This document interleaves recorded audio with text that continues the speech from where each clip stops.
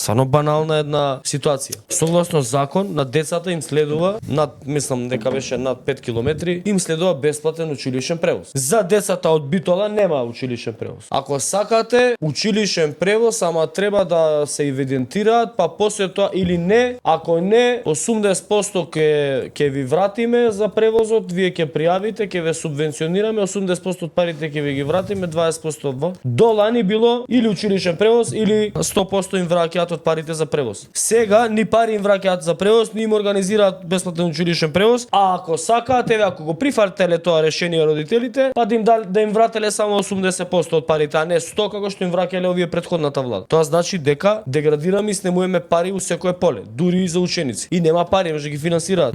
Училишен превоз. За чешми има, брат. Ама милиарда земавме кредит за чешмите, за да се ослободат париве за другиви услуги. Па кај се парите? Каде е милиарда унгарски пари? Треба да ги враќа овој народ тие пари. И ќе врати 2 милиарди. За милиардата што ја зема овие ништо да не направат.